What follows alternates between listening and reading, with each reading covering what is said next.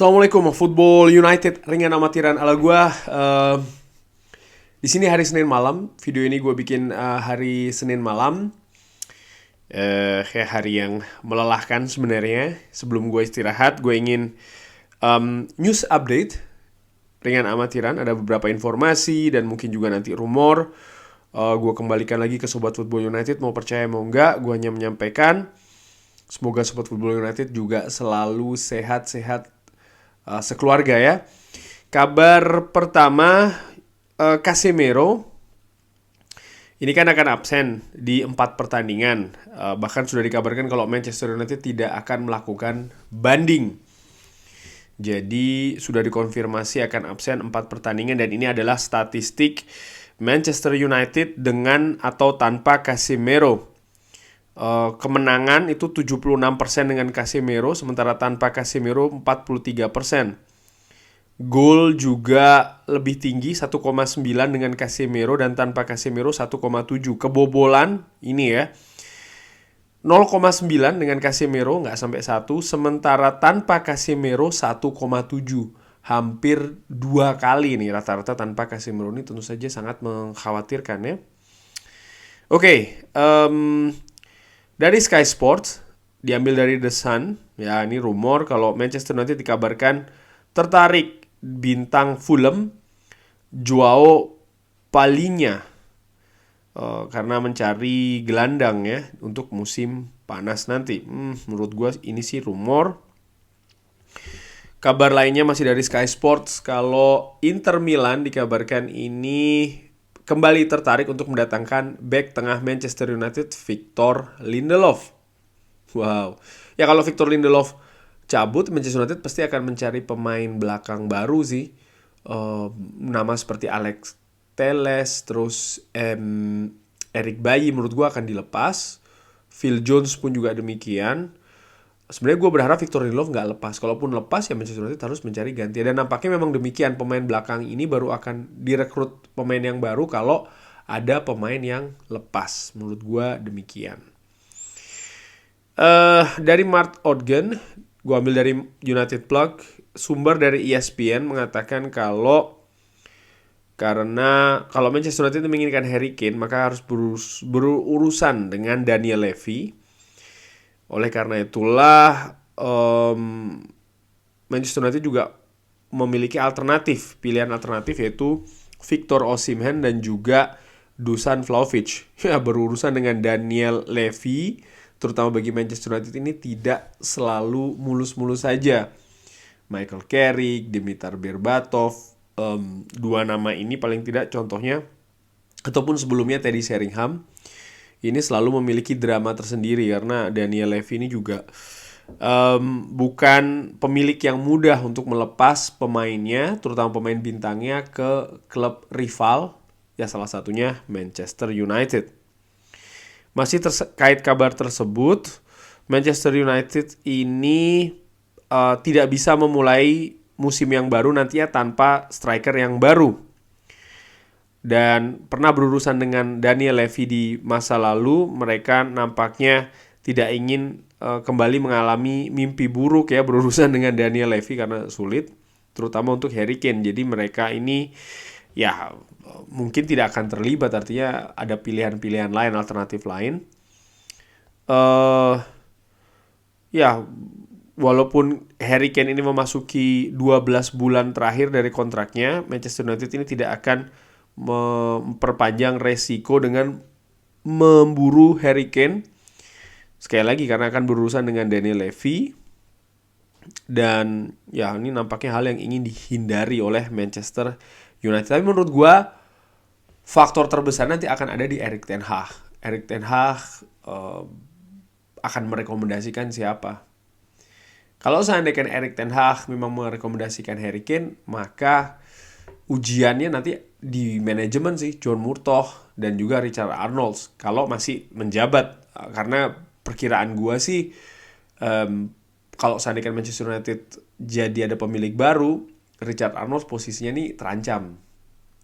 Sementara John Murtough peluangnya besar menurut gue untuk tetap stay. Artinya soal Harry Kane, kalau seandainya memang ini akan direkomendasikan oleh Erik ten Hag, maka ya manajemen akan jadi apa ya? Ya tantangan menurut gue untuk bisa mendatangkan Harry Kane sebagai bentuk support ya bagi sang manajer. Kalau sekali lagi sang manajer ini merekomendasikan Harry Kane.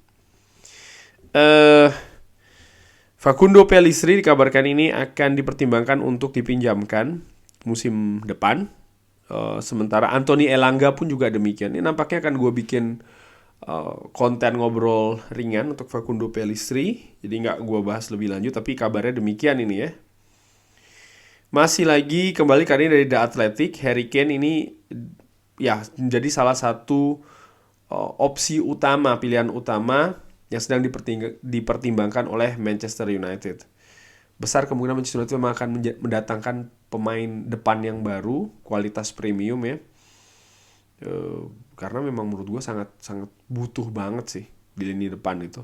Terlalu bergantung dengan Marcus Rashford. Ini rumor Manchester United ini dikabarkan ya akan merombak departemen datanya dengan Alex Klein dari Southampton.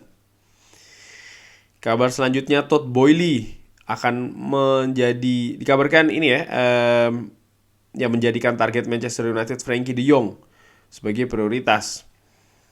Dia ini juga target utama dari Chelsea di musim panas ini. Situasi di Barcelona menurut gua membuka kemungkinan yang lebar di musim panas nanti ada pergerakan lagi nih. Pemain-pemain yang mungkin akan meninggalkan Nou Camp. Tim dari Catalan sedang mengalami menurut gua sekarang goncangan yang sangat besar, dan ini bukan tidak mungkin akan berimbas kepada pemain-pemainnya. Salah satunya Frenkie de Jong yang musim panas kemarin memang menyatakan tidak ingin meninggalkan Barcelona, tapi dengan situasi yang saat ini, karena ini bisa bergulir menjadi tambah besar, tambah rumit kasus dari Barcelona ini menurut gue, dan sekali lagi imbasnya sangat mungkin akan ada perpindahan dari pemain, dan apakah Frenkie de Jong salah satunya. Nah, Chelsea dari musim panas lalu ternyata nih juga berminat secara serius, sama seperti Manchester United. Kalau seandainya ada peluang Frenkie de Jong ingin meninggalkan Barcelona, ya ini menurut gue akan jadi perburuan yang sangat ketat antara Chelsea, dan menurut perkiraan gue Manchester United akan kembali. Kenapa? Karena Erik ten Hag nampak sekali sangat ingin supaya ada Frenkie de Jong di Manchester United. Ini terlihat dari musim panas yang lalu di mana Manchester United sangat-sangat berusaha keras sekali ya mengerahkan segalanya. Kenapa demikian? Feeling gue, asumsi gue, karena memang rekomendasi yang sangat keras dari Erik ten Hag. Kita lihat saja pergerakannya bagaimana. Garnacho ya bisa dilihat ya meninggalkan Old Trafford dengan menggunakan tongkat itu krek. Semoga cederanya tidak parah. Ini nanti akan gue ngobrol ringan juga mungkin hari Selasa atau hari Rabu tayangnya terkait dengan Pellistri dan juga Alejandro Garnacho.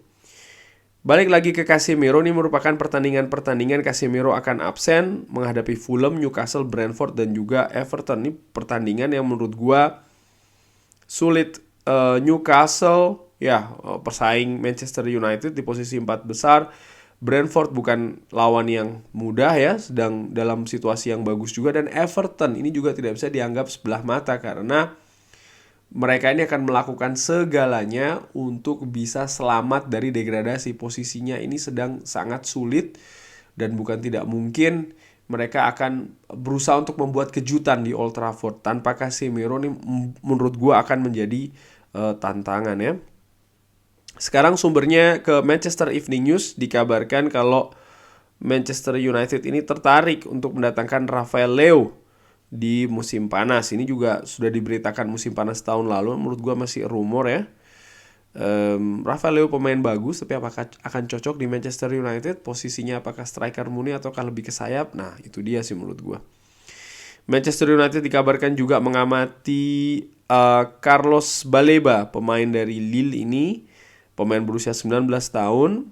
Ini ada ketertarikan dari Manchester United, Arsenal, Liverpool, Newcastle United untuk pemain yang berposisi sebagai gelandang tengah. Masih rumor ini ya.